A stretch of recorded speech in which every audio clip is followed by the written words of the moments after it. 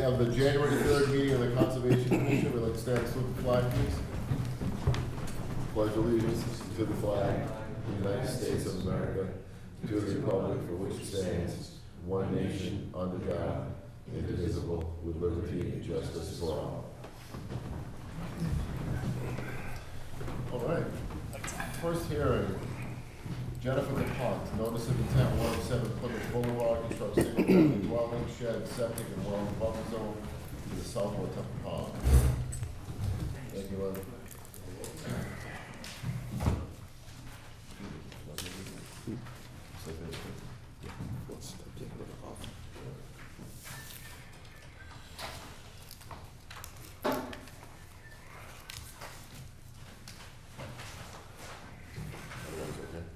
Oh, yeah, good. There's no energy, taking energy back either. Okay, Len Connor, Westbourne Environmental Design, here with Jennifer DePont, 107 Plymouth Boulevard. Although it was an address, there was nothing on the property but an old shed that was used as a bunkhouse at one point in time, which will be demolished in the course of this project.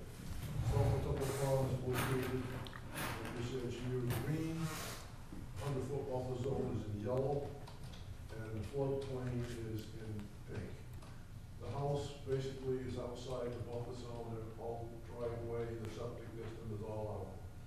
However, with the Board of Health stormwater regulation, this lot's a nightmare. So we've got a lot slopes down from the road. We're gonna pick up the house much as we can to shed the water back and bring the water down along this side, also this side. And we're gonna put a small catch basin right here, and the rain garden to pick up that water coming here and conduct it underground, so we don't have sheets of flow going down into the retention pond.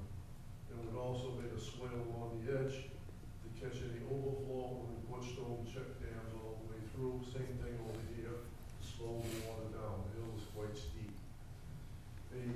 In the buffer zone or in the flood zone, we have this rain garden turn this way, but because the lot still slopes down at a gradual slope, we had to build a berm up over here, and DEP panicked because we put fill in the flood zone. This flood zone is no elevation, it's an A zone, not an AE. And this is what FEMA came up with. And DEP is just petrified about fill in the flood zone.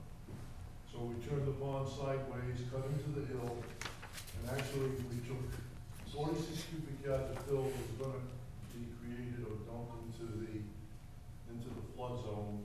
We turned the pond around, cut into the hill. Now we're taking 64 yards of additional storage, floodplain storage, to enhance the situation. The shed that is over here is to be demolished in this small building here, and she wants to put a new shed, same size over here, 12 by 26. And then it'll be 30 feet from the pond's edge. We have a 25-foot no-touch zone, excluding the pathway to get down to this concrete pier. It's a rustical pier, they put rock out, and they put concrete cap on. Basically, we have to build a retaining wall here in order to not fill any more into the flood zone or the flood zone. And it's a walkout basement, so they'll be walking from the house onto this lawn area, down the stairs and down the path of the pond. And this wall at this point is going to be approximately 6.5 feet high. This is the roof runoff system that Board of Health requires in this stormwater program. So all the downspouts are going to be tied through piping all the way down into this unit here. And that's pretty much it. Everything else is outside the buffer zone. So, but it's all contributing coming down here, both sides, this is the main side into this rain garden. This is an emergency overflow. If we get that 100-year storm, it's going to take and allow the excess water to run overland to the pond. But it is designed to hold 100% of the 100-year storm. But if we get something more intense than that, then it may not do that. But that's pretty much it. All right. Well, Chris, give a report. Mr. Chairman, Jennifer DePont, 107 Plymouth Boulevard. This is a notice of intent application filed by Westport Environmental Design with Len Potter representing. Report date is December 13th, 2022. The file number is SE 802670.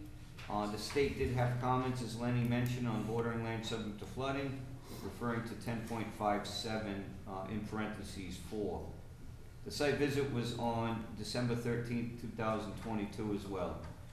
The owner has purchased the existing lot of record located at 107 Plymouth Boulevard. It is listed on Town Assessors Map 18A as Lot 27 and is 24,000 square feet, give or take, in size. The lot has been abandoned for many years, an old dilapidated structure with a shed exists along the pond. The site is entirely wooded.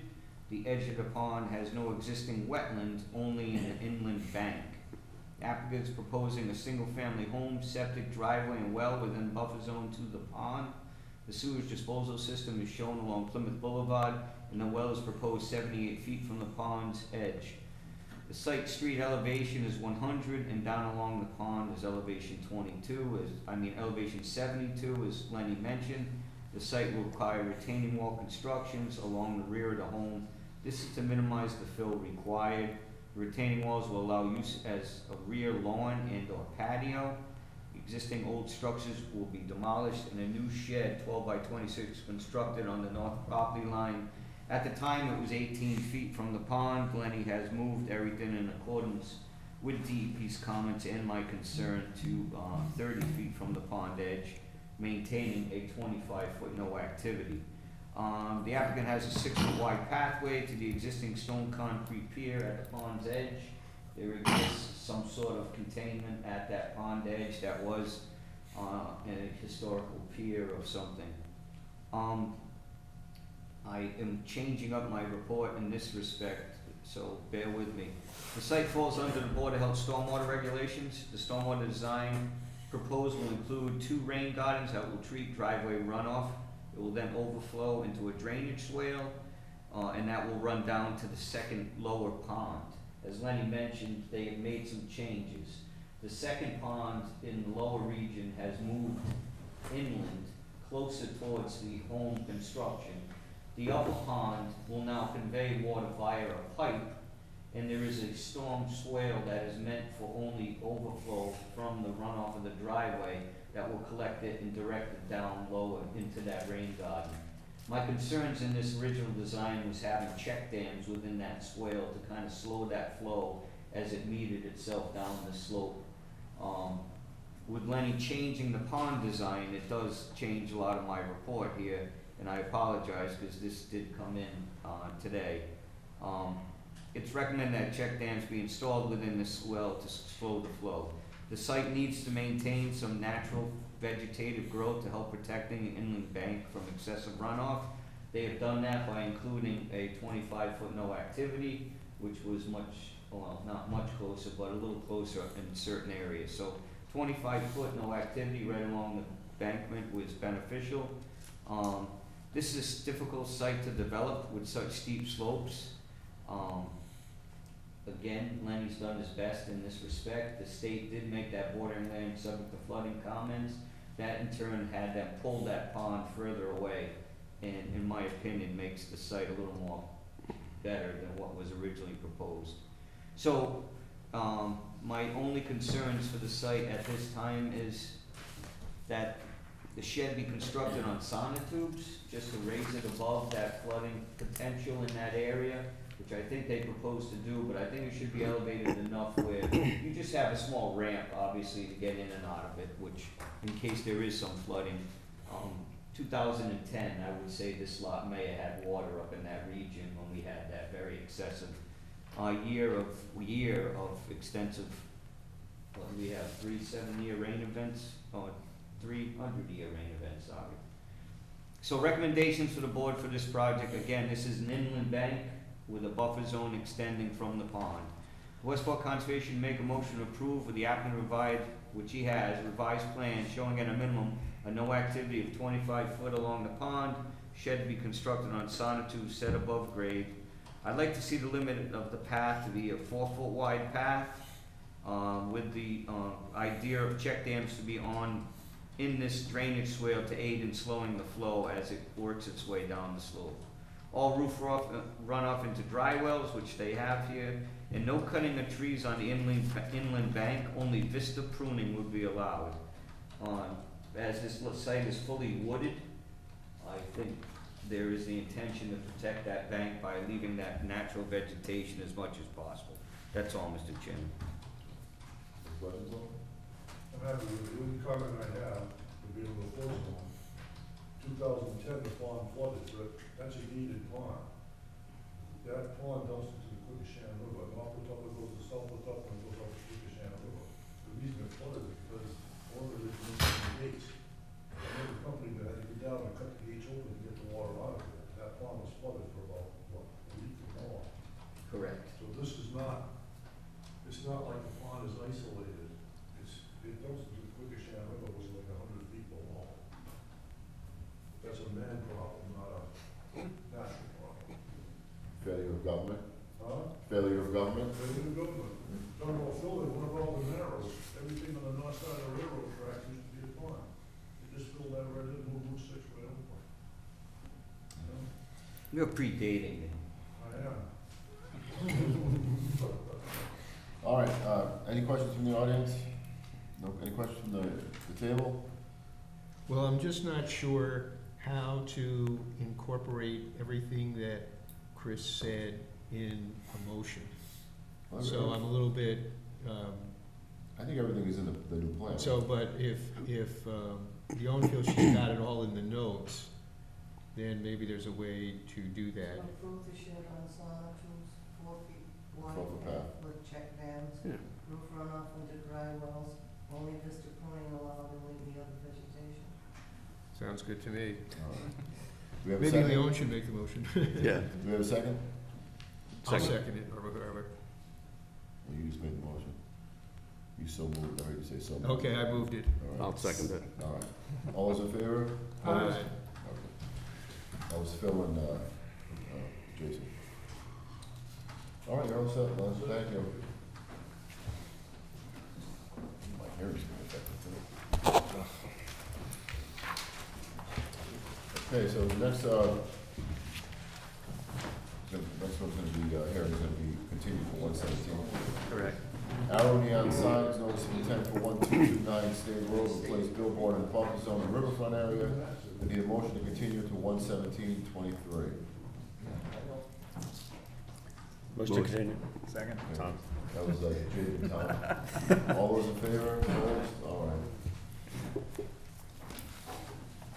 Next we have, Chris Simmons, Concrete, notice of intent, 6 Union Ave. Regrade, replace parking area, clear fenced area, remove, replace timber bridge within riverfront. Anybody here for Simmons Concrete? Okay.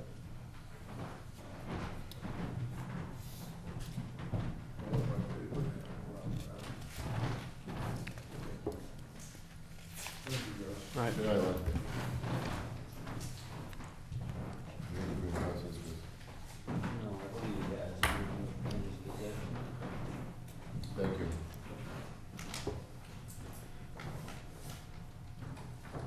Whenever you're ready, you can start the presentation.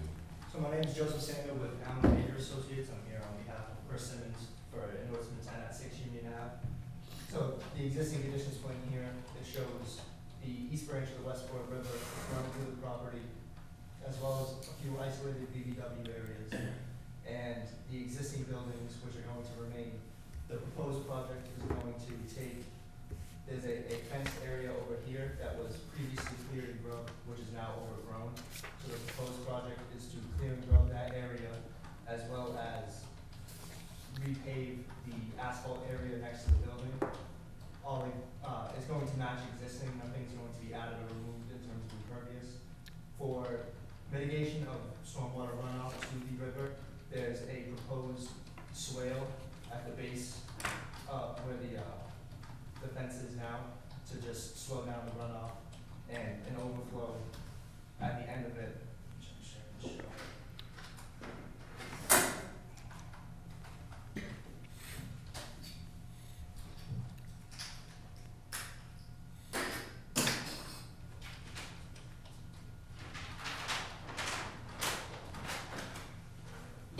here's the proposed grading and drainage and the erosion control.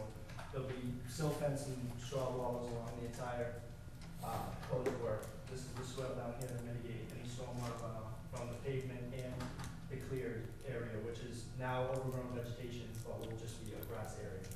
And also a existing timber bridge that crosses the east branch of the Westport River is proposed to be replaced in kind. There's actually steel beams that are there now, and the proposed project is just going to take the timber off the top and put new timber down, and that's it. So. Mr. Chairman, Chris Simons, Simmons Concrete, 6 Union Ave, notice of intent application filed by Allen and Majors. Joe Sonda is here representing them. The report date is December 16, 2022. File number is SE 802665. The site visit was on December 13, 2022. Description of the work. The owner applicant has filed a notice of intent to redevelop a property that falls within the riverfront area. The site is the location of the historic Westport factory. The site has been in disrepair for a number of years. The owner has begun rehab of the old mill building for, I think, approximately the past 2 years. The site borders the outlets to the Nokachoke Pond, which begins the headwaters of the east branch of the Westport River. The river in this area has a stone-lined bank extending from Route 6 into the site that terminates just south of the old bridge crossing. The proposed work is to repave the existing parking lot and improve the use of the fenced area by removing vegetation, install new fencing, and reconstruct the old bridge over the river. The application requires an additional fee associated with the riverfront area. The applicant representative was notified of the fee issue. However, they are stating the proposed project is not within any other resource area except the riverfront. This project is within 100 feet of an inland bank, a resource area, and this project is not solely within the riverfront. It is also within the buffer zone to that inland bank. Half the fee for the riverfront activity is required. A letter should be sent to the applicant and Mass DEP to notify of the inadequate fee. I would request the commission make a motion and continue the hearing with the following recommendations. And the Westport Conservation should request the applicant continue the hearing, provide the additional fee, provide plan requesting all future use of the riverfront, including sewage disposal, well, and other parking improvements on the remainder of the site. Stormwater system needs to meet redevelopment standard number 4 with a structural BMP as defined in 310 CMR 10.05 in parentheses 6 in parentheses K 7. And a limited activity on the site with consideration to provide greater setbacks for activity from the inland bank and the inner riverfront area. Lastly, reconstruction of the bridge must meet stream crossing standards, and the use of this east portion of the property, it actually lies between the 2 rivers, is not fall under redevelopment activity, and this is subject to an alternative analysis. So in reference to that area across the bridge, it is a fully wooded area that's never been used and has no activity. If there is activity proposed there, that has to be subject to square footage disturbance within the riverfront as well as an alternative analysis. So my biggest concern is I did address to the representative. He did provide comments back, but as I stated in this report, they are within another resource area, and I think they should be quiet to continue at this time, Mr. Chairman. All right, thank you. Do you have anything you want to add? So in terms of the fee, I can contact my client and discuss with him the additional fee. I don't think that will be an issue at all with the inland bank buffer zone. In terms of the sewage disposal, there is an existing septic system on site.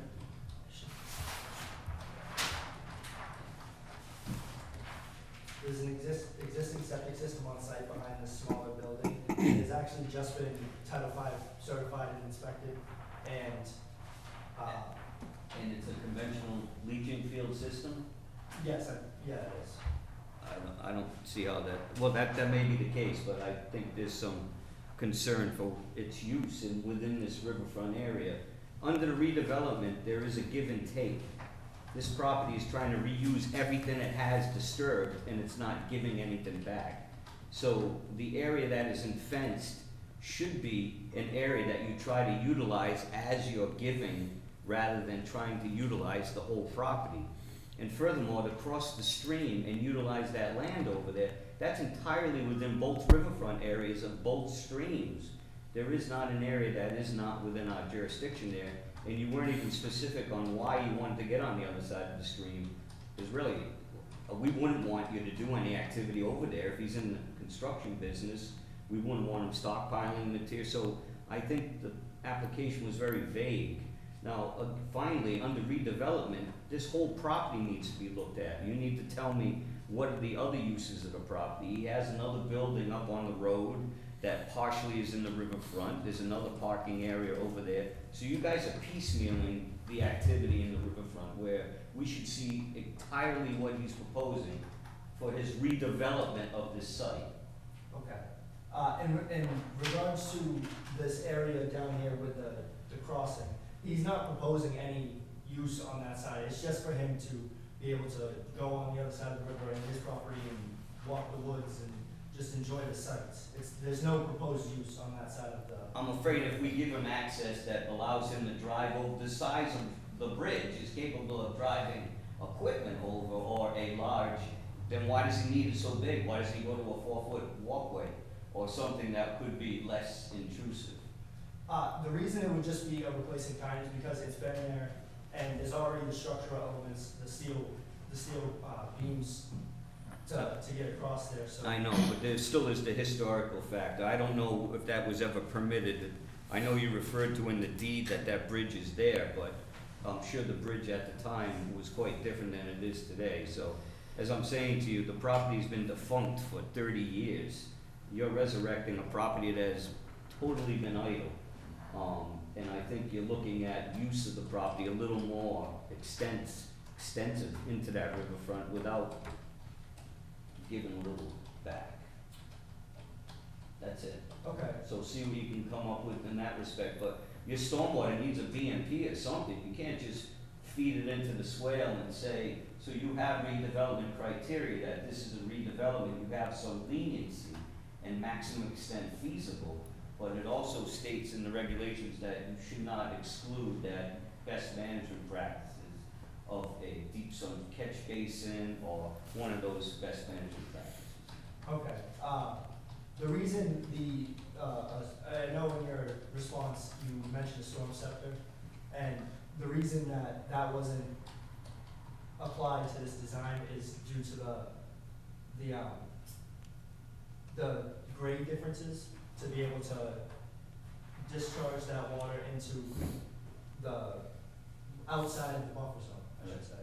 So that's why we did this swale, just to collect the runoff, recharge. Again, it is a better improvement than what is there, but I've had my eyes on this property for a number of years because I always felt that if anything did come to this property, that fenced-in area, you want to utilize the whole entire, so I think you guys need to look at limiting your proximity. Make us have a 30-foot buffer or something more pronounced than, you know what I mean? Yeah, no, I hear what you're saying. And then redevelopment, we want to know what the whole package is, not you're just doing this parking lot, and then what? What are you gonna do about the other parking lots that are in disarray? And if you have an active septic system on this site, I'd love to see it meets Title V.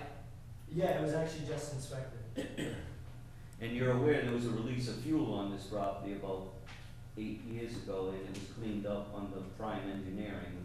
Yes, I am aware of that. And then there were the wells to be tested. They never filed for that either, so all that work was in the riverfront area. They pulled tanks out, so I'm trying to be supportive of Mr. Simmons' proposals, but I think he's kind of needs to let us know what the total future use of the property is. Okay, so. And there's a well on the property too?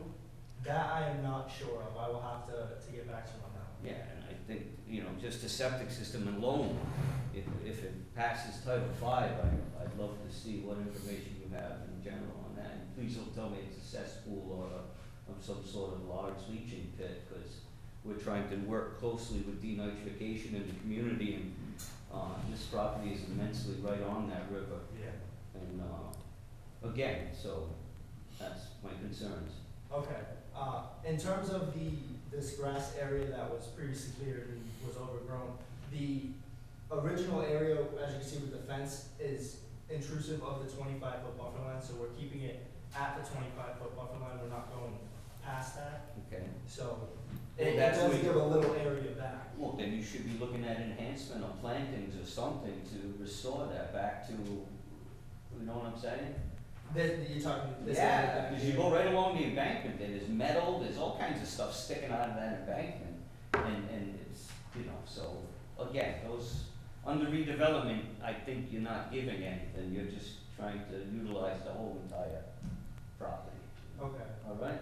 Okay, and just to comment on your comment about the rest of the property and use, there's going to be no other proposed work on any other piece of the property, it's just this area right here. So the building to the side and that parking area associated with that, there's no proposed work with that. Well, then maybe at some time though, right? I mean, the Not building. that I'm aware of. Well, that's why I'm saying redevelopment, you need to let us know what his intentions are. Is it gonna be a residence, which it was at one time? Is it gonna be an office building? We'd like to know what, if that is within the 200-foot area, we have rights to request of everything you're doing on the property. Okay. So we know cumulatively, so that you don't come back in 5 years and say, oh, we wanna do another 5,000 square feet of disturbance. Yes. You have a limited threshold that you can disturb. Yeah, okay. I know that the proposed use for this area is warehouse and storage. I would assume, correct. So I- I'm not I can't criticizing. speak on the rest of it because I'm unaware of that. That's fine. And I am aware you just bought the other property just up the street, between the two brooks, the old package store. You just bought that from Charlie LaRue, so that property straddles the two brooks. So I didn't know how, well, that's not part of this project, but, Yeah, I'm unaware of that. Yeah. purchase, to be honest. well, when you notified the abutters, Charlie called me and said, I don't own that anymore. Chris Simmons Oh, bought it, okay. so. All right? If you have any questions, once you start putting a narrative together, you should call Chris. You know, that way when you come back next time, there won't be anything, you know, left out, so you can hopefully get it closed out that night. So feel free to call or email Chris, I'm sure he'll respond to you. Chris, when do you wanna, We meet on the 17th of January and the 31st, so I don't know what works for you, but, Preferably the 17th. okay, we could work towards that. There you go. alright, so we're looking for, a motion to continue Chris Simmons Concrete, notice of intent for 6 Union Ave till, the 17th of January. Motion to continue. Thanks, Tom. Second. Second from Jake. All in favor, opposed? That's Thank you. unanimous. Chris, was that the town-owned property No, where the tank failed? That was not the town-owned? Okay. no, this is all privately owned. It goes with land across, that was a car lot, and then the mill is right on the corner. Big stone building on the corner? Yeah, exactly, yeah. So, How did that package store operate when there was no septic there? there is a cesspool there somewhere, yeah. Thank you very much. Thank you. Yeah, thanks. It was flushed regularly every time we got a high water The event. liquor store's on the side of the road. Isn't it on the It west sits side? between, see the two brooks? Yeah. So this property, then when the two brooks go like this, there's a big island in the middle Yeah. that he owns, which is the other acreage. Yeah. All right, Craig Rasconi. Yes. Notice of intent for 146 West Beach Road, repair septic system in the coastal dune and demolish cottage. You get two of them. Is that correct? There's two of them, 146 and 145? Yes, All sir. right, so- They are adjacent. All right, we'll do 146 first.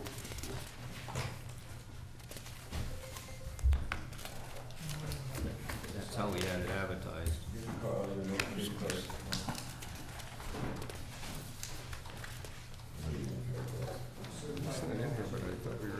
We had an update on the new owner that I sent certified and also green card for NAGSP. And he has the certified receipts in his filing, Mr. Chairman. Thank you, sir. Same day. Good man. Okay, whenever you're ready, Mark. Mark Roberts, Analysis and Design Engineering, good evening, happy new year. These are two side-by-side lots we're gonna be talking about consecutively on your agenda. We're gonna start off with lot number 146, which is shown here. The site plans are gonna be the same on both lots. I developed them together for the sewage disposal system repair, beginning with number 146. This property has, since the time of the filing, transition of title. So the abutter to the, I guess to the southeast over here, Sperling now owns this lot over here. Hence the plan was made in advance that it would be for Lisa Sperling, and she is now, Dr. Sperling is now the owner of the property. We've got a proposal here to construct a repair septic system on the property, the entirety of which does lie in coastal dune. With currently 2 cesspools that are on the property that we're looking to eliminate and replace with a denitrification system. That type of system is a bottomless sand filter, providing us the absolute minimum footprint within the resource area, giving most feasible compliance with both Title V and Wetlands Protection Act. So there was a delicate balance on this site to try to capture the maximum benefits of both of those regulations and coming up with something with maximum feasible compliance. In concert with consultation with Chris during the design process and also Board of Health, Matt in particular, we came up with this design. What's critical to know over here, there is an existing stone revetment I refer to as a seawall. It's actually a revetment, so I stand corrected, Chris, if you didn't catch that. Thought you would have though, but that's a revetment. So there's a steep stone slope pipe that's providing some protection from stormwater surge that's coming up here from Buzzards Bay, which did manifest itself in the recent storms. There was some storm surge up onto the properties, which I called that morning to see how things were looking, and there was a little bit. I did have a video of it. So what we've got here, first and foremost, is the applicant is requesting to demolish the existing structure, was a 4-bedroom structure, and completely eliminate that from the site and create a dune, a replacement coastal dune area, not to replace that with any structure. So that will give us a little more of the coastal dune back. The setback of the bottomless sand filter, which has a diameter, a length of 21 feet and a width of 7.5, is gonna go right behind where the existing dwelling is that will be demolished. We've got a concrete tank, and the denitrification system used with the bottomless sand filter, as is rather common, is the Advantex pre-treatment system, which is gonna give us maximum nitrogen removal for the site. Again, there are 2 cesspools that are on the dwelling that are gonna be abandoned in their entirety. Part of the discussion with Chris and Board of Health is how are we gonna try to maintain some setback from the well serving this facility and the abutting facility, and also the well, existing well of the abutter, and try to get something, get some reasonable setback from the on-site well serving all 3 of these structures. I've got a setback proposed here from the top of the coastal bank, the revetment, of just over 50 feet, we'll call it 51 feet. So I do have a 50-foot setback from the top of the embankment. And I'm requesting a plethora of waivers from Board of Health, including setbacks to wells, setbacks to property lines, setbacks from foundation structures, etc. So this is my attempt to provide maximum feasible compliance with Title V, and also maximum protection of the resource area, which the entirety of this property is in. Naturally, it's in a velocity zone, so that too comes into play. Hence, the bottomless sand filter, I feel, provides maximum protection of that soil absorption system, the bottomless sand filter on the property. Has it gone to the board, okay? On 9th of January, sir. Okay. Chris? Mr. Chairman, Craig Rasconi, Risa Sperling, as as Mark mentioned, is currently the new owner of the property. For this matter, I don't think it really causes any confusion, so. 146 West Beach Road, this is a notice of intent filed by Mark Rodriguez, ADE Engineering. The report date is December 14, 2022. There is a file number with no adverse comments. It's SE 802667.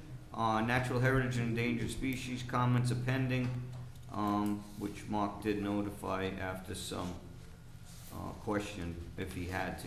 So that has been done. The site visit was on December 14, 2022 as well. The applicant has filed to demolish one existing cottage and install a sewage disposal system to replace a cesspool. The structure closest to the coastal bank will be removed and the area restored as a dune with coastal species. The bottomless sand filter system would be installed 65 feet from the top of the coastal bank and within a portion of the coastal dune. The natural heritage and endangered species is pending final decision on the project. I don't think that decision affects his design, more affects the activity. The activity falls under 310 CMR 10.284 in parentheses, notwithstanding the provisions of 310 CMR 10.283, when a building already exists upon a coastal dune, a project accessory to the existing building may be permitted, provided that such work uses the best commercially available measures, minimizes the adverse effect on the dune caused by the impacts listed in 310 CMR 10.283 A through F. In this case, the location of the bottomless sand filter is due to the setbacks for the existing wells in the area, and there are not many options for that to change. I think he has done a spectacular job in trying to sandwich them in where it meets the concerns in both avenues, Title V and the Wetlands Protection Act. The project, in my opinion, is an improvement, and replacing the disturbed area with coastal vegetation will not affect the dune, it actually will enhance it.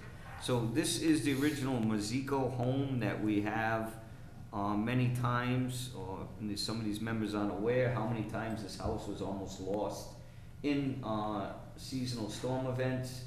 And this is where this revetment was created in front of this property, a coastal berm. It's actually saved this property and the adjacent properties within that area. Approximately 5 homes considered this revetment. So removing this structure is only enhancing the lot. It's allowing the use of, there actually are 2 other dwellings remaining on these properties. One has 2, one has 1. And these predate the actual zoning. So recommendations, the Westport Conservation Commission should approve the proposed sewage disposal system on the lot with a bottomless sand filter design with the Advantax D-Night system included. The demolition of the cottage must be disposed of in an environmentally safe manner with all disturbed areas planted with native dune species. That is all, Mr. Chairman, and we have a file number, so, well, no, we're actually, natural heritage comments still are required, I'm sorry. So pending natural heritage comments. So. All right. Any questions? So I just had a comment because, and maybe you talked, and it's a Board of Health comment, so I guess, you know, for this purpose, I would just add, you know, the condition that it be subject to Board of Health approval. Yep. And, you know, just for informational purposes, and maybe you talked about this with Matt, but as I read our local bylaw, if you were constructing a elevated structure within a V zone, that there's a presumption that the septic tank can also be elevated. And we had a similar situation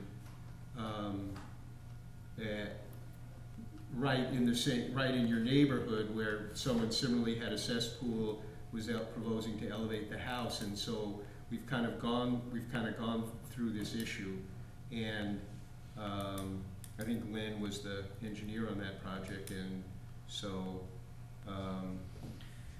This house isn't being elevated, this house is staying the same, so this Oh, okay, it's not This elevated, structure is not being oh, elevated. okay, a demolition and removal of the one structure. This Okay. structure right here, there is no proposed activity. Oh, okay, I don't know why I got that, I don't know. Well, there why- is one coming that is. Oh, okay, so that, maybe I got that confused, You okay. did, that is all. Okay, apologize. Yeah. But I'd also make it subject to, Board of Health approval. I would agree. All right, so I'll make a motion, or just want you to restate what you had there and add that on there. I suggest, a motion to approve the sewage disposal system with a bottomless sand filter design, all disturbed areas planted with native dune grass species, and, demolition of structure, removal of that material be done in an environmentally safe manner, pending natural heritage and endangered species comments and Board of Health comments. All right, we have, someone wanna move that along? So I move to approve it, subject to the conditions just articulated by the conservation agent. All right. We have a second from, Burke, all those in favor, opposed? All right, that's unanimous, Alan. Thank you. Well, Mark's not going far for the next two, so. Yeah. Preempting Okay. the show coming up on the ninth, Bill. All three of these will be there again, so. Craig Rusconi, notice of intent, 145 West Beach Road, repair septic system, coastal dune.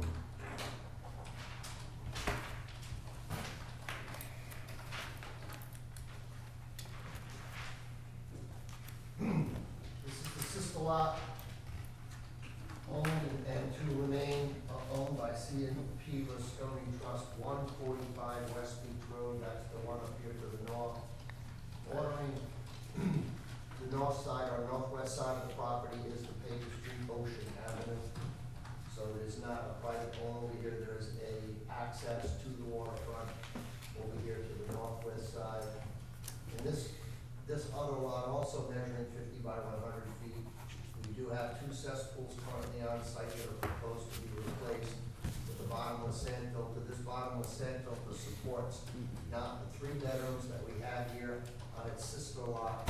In this case, we have two-bedroom cottages that are existing, that are proposed to remain on the site and to be supported by the bottomless sand filter design, also with a 2-compartment septic tank and an Advantex pre-treatment system providing the nitrogen reduction before entry to that.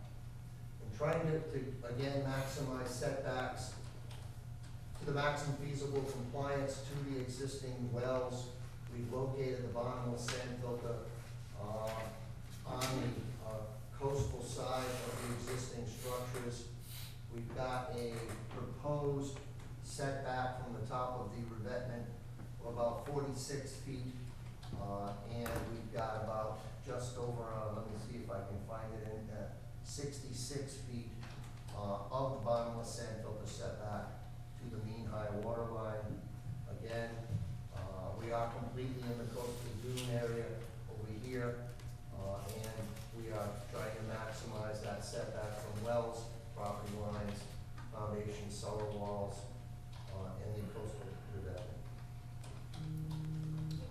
It's essentially the same type of system design, shoehorned into the adjacent lot. Thank you. Mr. Chairman, this is Craig Rusconi, 145 West Beach Road. A notice of intent filed by Mark Radricks with AD Engineering. The report date is December 14, 2022. There is a file number SC 802668. Again, this is under Natural Heritage and Endangered Species Review. Description of work: the applicant is filed to install a sewage disposal system to replace the cesspool, actually 2 cesspools, sorry, that exist on the site. The bottomless sand filter system would be installed 65 feet from the top of the coastal bank and within the portion of this coastal dune. The Natural Heritage and Endangered Species is pending final decision on the project. The activity falls again under 310 CMR 10.28, 4 in parentheses, notwithstanding the provisions of 310 CMR 10.28, 3.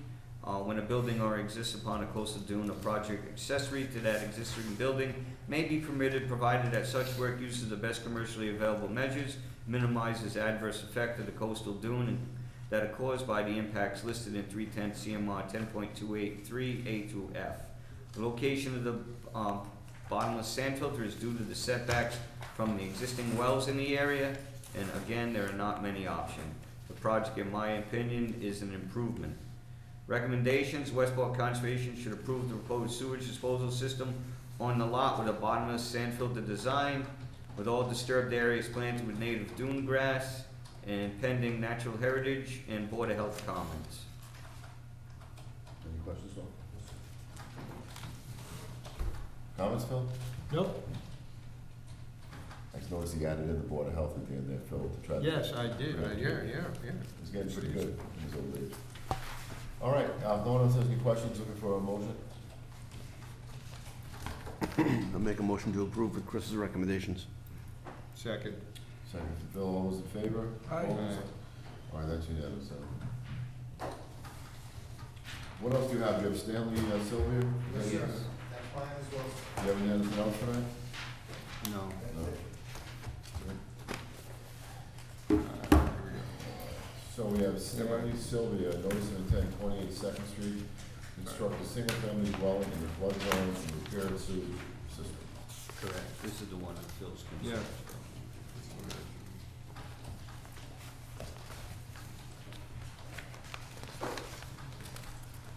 Mark Roberts, Analysis Design Engineering, good evening. This presentation is for a proposed on-site sewage disposal system located 28 Second Street, map 76, lot 34, belonging to Stanley and Joanne Sylvia. It too is a bottomless sand filter design. They've been very popular with me lately, evidently. We also have a existing cesspool, actually a gray water pit and a cesspool on property that we're proposing to replace with the nitrogen reduction system. This is another 2-compartment tank, Advantex pre-treatment system, and a 6¼ by 18.5 bottomless sand filter. This is for a total of 2 bedrooms, so there will be heat restriction associated with it. Associated with this project is the demolition and reconstruction of a proposed 2-bedroom, single-family house that will be elevated above the flood elevation. This site does lie in a velocity zone that is shown here. This is a VE 19 and a VE 18 over here. The wetlands area are over here to the west. This is the paper street cross street. This is the approximate limit of the bordering vegetated wetlands. We are in fact greater than the property lies greater than 100 feet from the resource area in this case. So the activities proposed here are limited to the activities in a velocity zone, again, which consists of the replacement septic system, the raising and reconstructing on piers of the proposed dwelling. There was some information recently provided to Chris with the type of pier structure that is proposed to elevate this above flood elevation 19 in accordance with the current regulations for construction in a velocity zone. Correct. Mr. Chairman and members, Stanley Sylvia, 28 Second Street. This is a notice of intent application filed by ADE Engineering with Mark Rodrigues here representing. The report date is December 28, 2022. The file number for this project is SE 802669 with no adverse comments. The site visit was also on December 28, 2022. Description of the work: the owner has filed demolished a small cottage and reconstruct a 26 by 46 dwelling set above the flood elevation. The site is located at 28 2nd Street and falls within the VE elevation 19 flood zone. The new structure will be built on 2x2 concrete piles, with the top of the piles to be set at elevation 19. The home will have an elevated deck that will require sonotubes installed around the west side and to the rear. That's approximately 10 of those sonotubes. They will also be installing a nitrogen-reducing sewage disposal system in the rear of the property. The bottomless sand filter design with the Advantex system in the tank will not require raising of the area for installation and will be at the existing grade, which is beneficial in a velocity setup. The new dwelling must meet the Mass Building Code for building in a flood zone. Recommendations: the Westport Conservation Commission should approve the proposed elevated home, nitrogen-reducing sewage disposal system with standard conditions. Structure must meet FEMA and Mass Building Codes for flood areas. all spoils from the excavation to have erosion controls placed around, and this is contingent on Board of Health's approval. Any questions, Tom? Any questions from the board? No. All right. How about a motion then? So I'll move to approve the plan, subject to FEMA and building codes for the flood areas, all spoils from excavation, to have erosion controls and placed around it, and Board of Health approval. Thank you. I second it. Second for Burke. All those in favor? Opposed? Aye. That's unanimous, then. Thank you, Art. Good night. Okay. All right, so the next hearing is gonna be continued. It's Amanda Rodriguez, notice of intent, 156 Cherry Road Lane, SE 82657, construct wooden stairway over the dunes. They want to continue to 1/17/2023. Have a motion to continue? Motion to continue. Thanks, Tom. Second? Second. Second. Jake? Yep. Okay, second for Jake. All those in favor? Opposed? Aye. All right, that's unanimous. Then. All right, moving on to certificate of compliances. We have Ralph Guild, SE 801206. Mr. Chairman, you didn't mention for everyone to turn the page. Oh, yeah. Stop, turn page over, and you'll find the rest of your agenda. No, I did one-sided for them. I did that for you, Valerie. All right, so we have Ralph Guild, SE 801206, Grays Mill.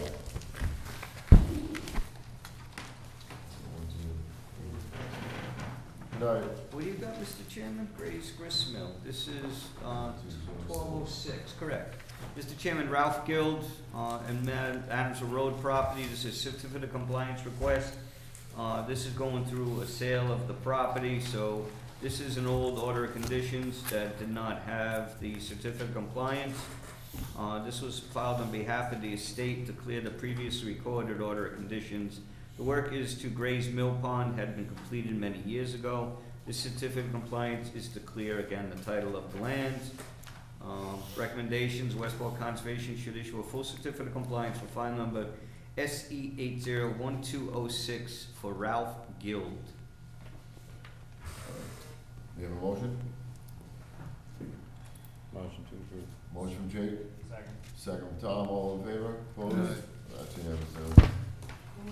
That was Jake and Tom. Ralph Guild, SE 82072, Adamsville Road. Chairman, this is Ralph Guild, Adamsville Road. Again, a certificate of compliance requested for file number SE 802072. The applicant has filed on behalf of the estate to clear the previously recorded order. This work was to Gray's Mill Pond. It had been completed many years ago. Again, this was another reworking of the dam area and the adjacent raceway to bring it onto a standard where it wasn't being eroded. This certificate of compliance is to clear title of the land. Again, recommendation, Westport Conservation Commission should issue a full certificate of compliance for Ralph Guild, file number SE 802072. Thank you. Motion? I move we issue a full certificate of compliance for SC 82-2072. Thank you, Second. Mark. Second from Jake. That was correct, Jake. All those in favor? Opposed? Aye. Oh, that's unanimous. Chris, these have to go through Rhode Island as well? This case, I'm not sure if Rhode Island has the lien, but they did file with Rhode Island during that It project. was permitted in both states, right? Yes, it was. Yeah. Yes, it was. David Gardaldi, Phyllis Mzico Revocable Trust, SE 82023, 145 and 146 Westview Road. Yes, Mr. Chairman. David Giraldi, Phyllis Mazeko. This is 145, 146 West Beach Road that we had dealt with earlier in the meeting. Again, this is to clear title of previously issued orders of conditions. This is for file number SE 2023. Detailed description of work. The work on the order has commenced many years ago, and they're requesting a certificate of compliance, clear title to the parcel. As Mark had mentioned, the transfer of the land has already happened.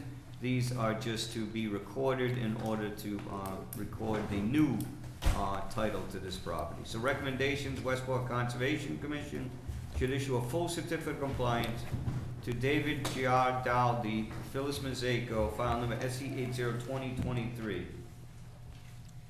you. Do you have a motion? Move to issue the certificate. Second. Phil? Second? Second. Second from Tom. All in favor? Opposed? All right, that's unanimous. Aye.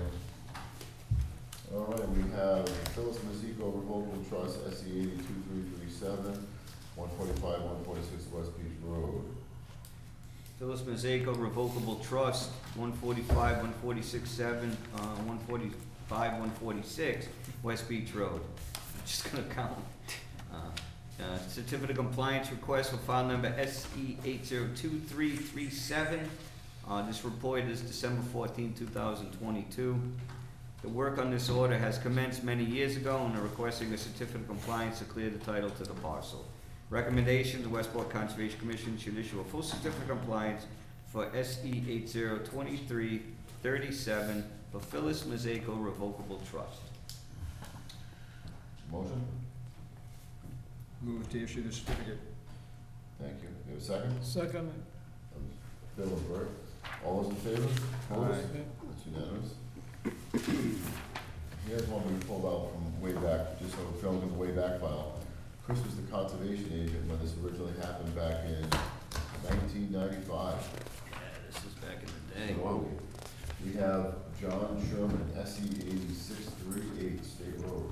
Mr. Chairman and members, John Sherman State Road Certificate of Compliance Request for John Sherman, file number SE 80638. This was for activity of a property that extended from State Road into the Bluebird Oriole neighborhood. The applicant subdivided some land in that adjacent area, and again, this is an old order condition that needs to be closed, so property transfer.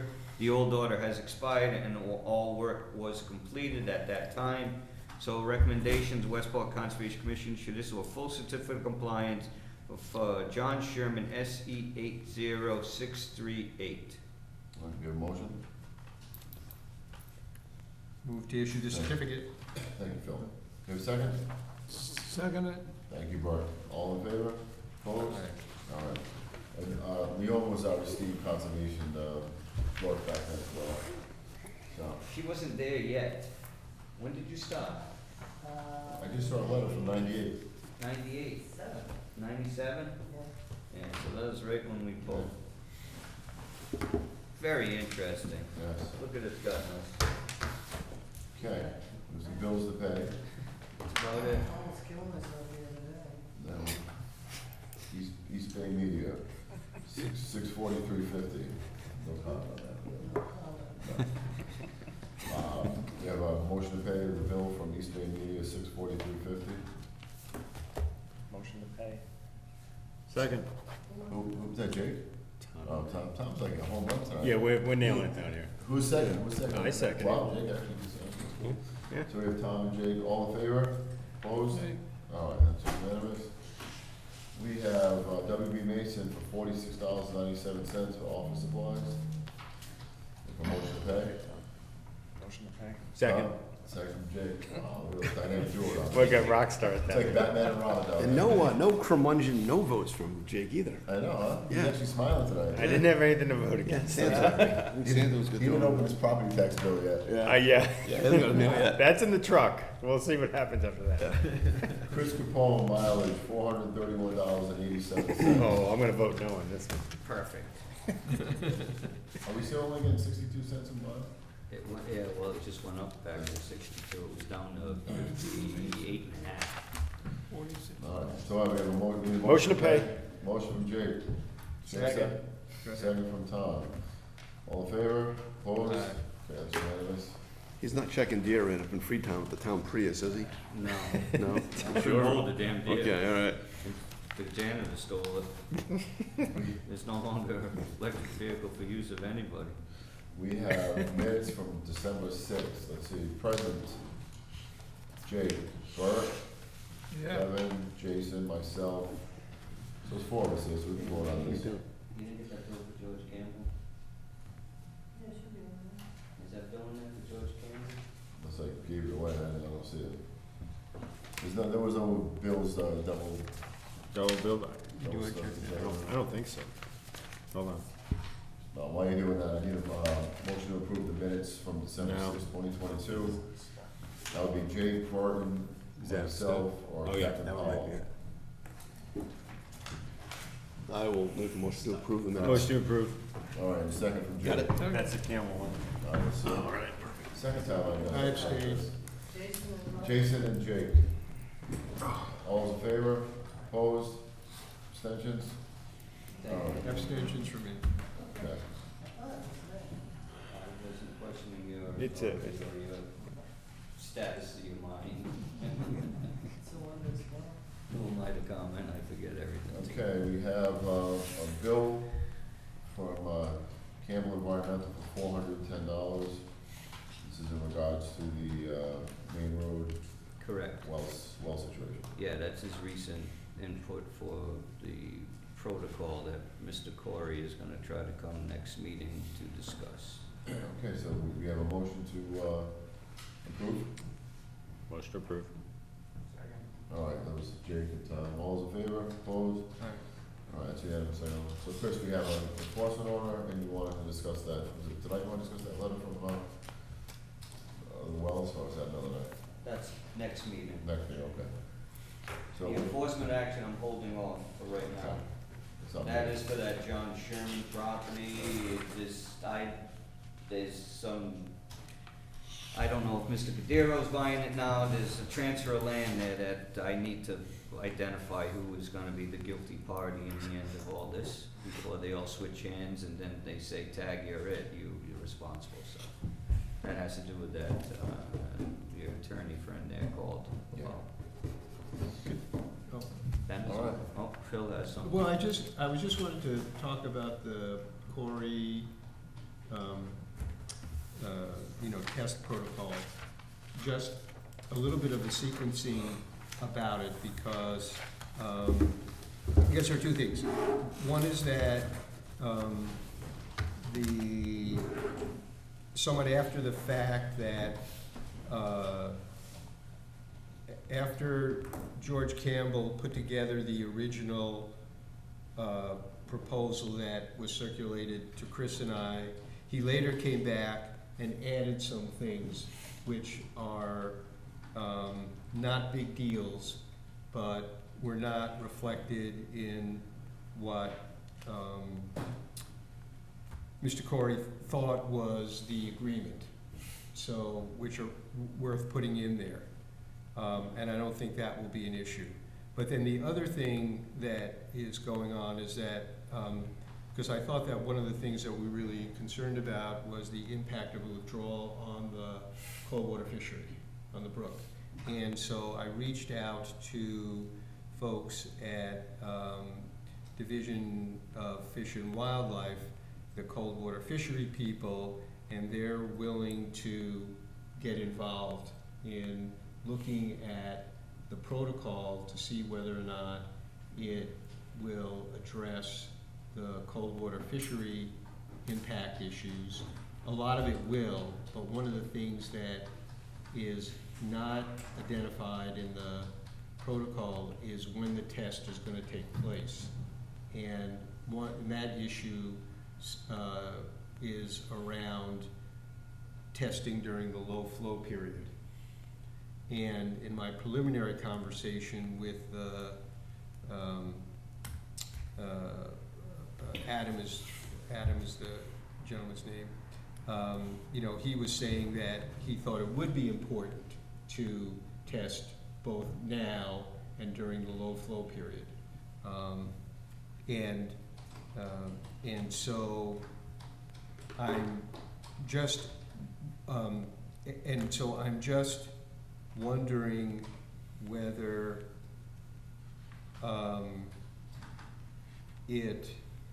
so one pathway we could do is just wait to have that conversation at the next meeting when Mr. Corey comes in, and say, oh, well, we've got two other things that we might wanna add to it, or that we, take the protocol.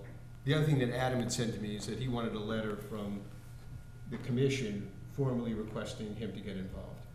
And so there's kind of a preliminary draft circulating about that. So I'm just wondering, like, is it the most efficient thing to do to have all that, from our point of view, worked through, and that we then communicate that to Mr. Corey before he comes in Yes, for the next meeting? yes.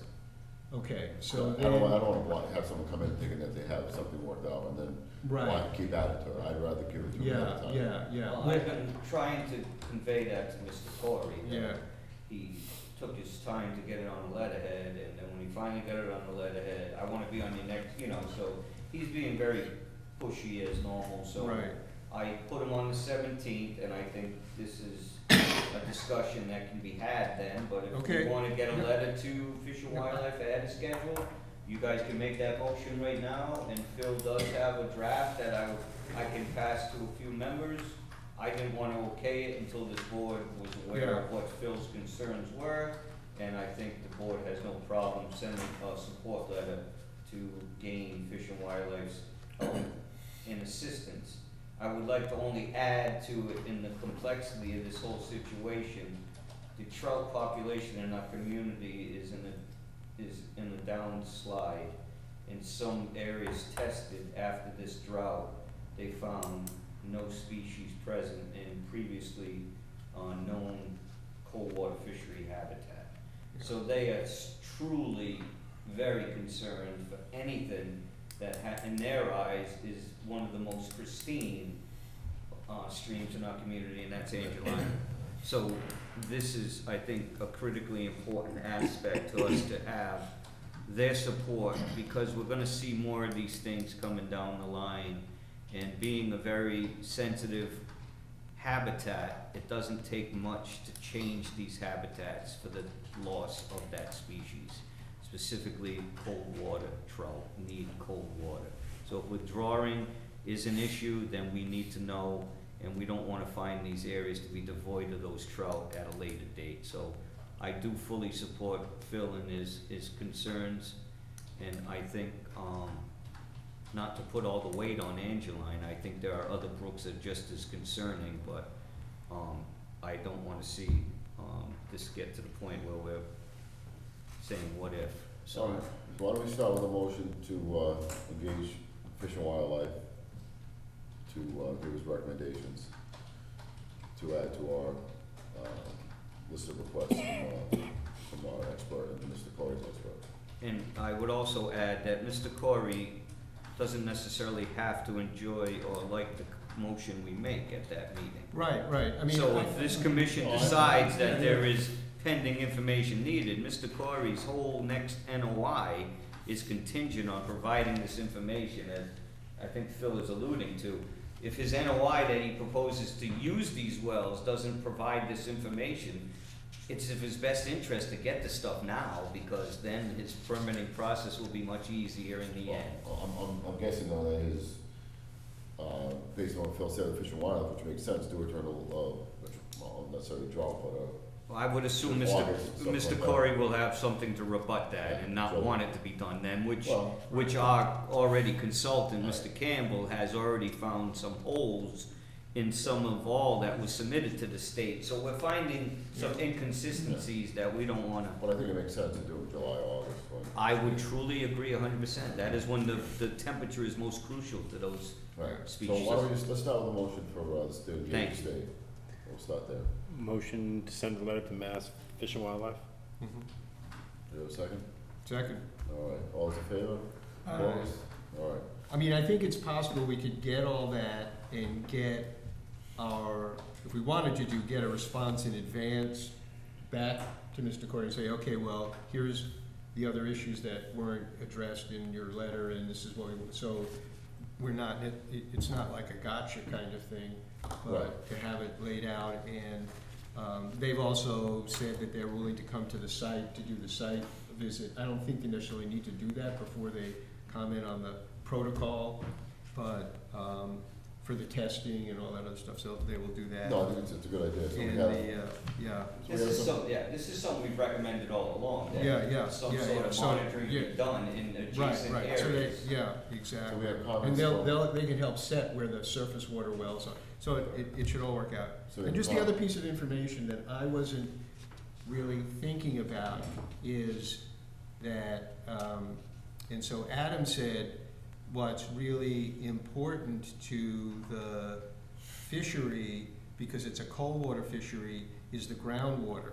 It's not, like if it rains a lot, that doesn't necessarily Correct. protect the, Temperatures, it's not just flow. temperatures The- regulated. Yeah, by the groundwater. the temperature is largely impacted, but the overhang that keeps, Right.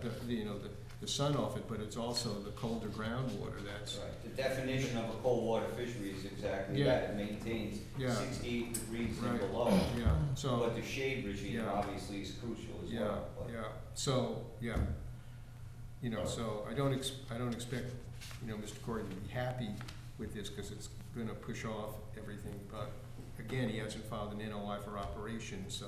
Correct. So we have comments from, George Campbell that we need to incorporate, so there's a couple small items that was requested that are in that letter. I so- think he kind of addressed them in this protocol. George gave his comments, I'm Yeah. not fully if he. Yeah, well, there's a couple, and it's worth running this by George too, and I won't go through what they are. So, Yeah, I part of it, know. he was saying, Corey later said, and we'll turn over the data to you, and then there's 4 or 5 other things Yeah, that, he wanted, right. that he wanted, and some of them seem significant.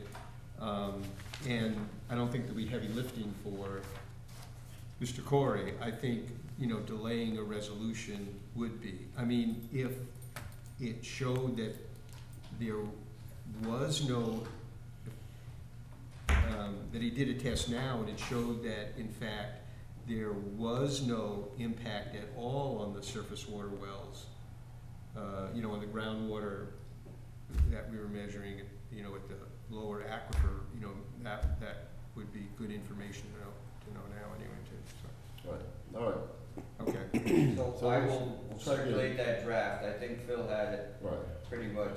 And any information worded. we get to the applicant ahead of time, I think is a good thing. Well, we will, I will obviously be truthful, worthy. I did also mention to Mr. Corey that he is still pending a superseding order of conditions that we don't know which way it's going and what they are gonna relay in this. So I think that the state should maybe be given, some final decision we make here and potentially, I even asked Brian, is that part of his superseding of review? And he said, no, this is before you guys. I'm like, what? Yeah, yeah. Well, We I can think- recommend that he Yeah. contribute that to Yeah, the yeah. state in this appeal process. Well, I mean, I think once we get all this information, if they did the test now, we got all this information, we could send it off to the state for whatever Correct. purpose they wanted to use it for, but the last time we were in the field, Gary, the DEP agent, made it sound like this was all gonna be done before Christmas, that he would be issuing his SOC before Christmas, because I thought he was retired. But in any That's event, what he said. yeah, right? Yep. Yeah. Yeah, and It's it's right at like- the first of the year. And, yeah, Yeah. for the first of the year, so I don't know what's going on. All right, so Thank you. what else we have? That is all I have, Mr. Chairman. Anybody else have anything else to discuss? Do you have anything on the, Connie environmental dumping? Nope. I sent DEP a email Board of Health. addressing, I mean, does Board of Health have some saying that? why don't you make a motion to send a letter to Board of Health to investigate the potential biosolids use and if they're accepting its use, something along those lines. Oh, you mean like if he's doing a composting thing? No, They'll he's bring it- dumping they'll bring it sewage in. sludge on his farm, and Oh. he was utilizing the same material to fill in wetlands. Oh, okay. And now he's trying to he's getting paid considerable amount of money per load, and he's taking at least two loads a day, and he is placing it in areas that I think are the buffer zone, and he was told not to do any work in this area of the state's jurisdiction, so it's kind of a, I know the state doesn't wanna go after the agricultural side of things, but there was concerns the biosolids should not be used as an agricultural use. Right. Well, I think generally speaking, like, Board of Health deals with solid waste, and then sludge is not really considered solid waste in the way that it's defined, because it's sewage sludge. It's In like the this- end, it's, but in Yeah, the it end. could be nuisance, I mean, we can Yeah. respond to those kinds of things, but there's a pretty bright line between agricultural uses or reusing sewage sludge, reusing it, versus, dumping solid waste. But I mean, well, not every other, but lots of other towns have banned them from dumping. That's, I mean, So it's not there's that. nothing Right. good coming out of those dump trucks. Right, the two things that we have is related to, fish waste and shells that need to be totally clean. Correct, Those are the two things that we currently have regulations for. But, other stuff is, I mean, if it's not causing odors that, trigger, nuisance claims, and you get on the whole right to farm thing. Some of that could be carcinogenic. I mean, that's the problem. Some of Yeah. it could have Yeah. PFAs in it. PFAs. There's just no, Yeah. it's not a smell issue, it's a yes, possibly No, I know, I'm contaminated just, maybe well neighborhood. I'm just shooting from the hip. So I don't, I mean, if Well, you why don't we send a letter? send a letter, if you wanna So I'll send a make a letter. motion to and then- send or- a letter to, Board of Health to informing of them of the. let them know that the biosolids dumping is going on and to look into the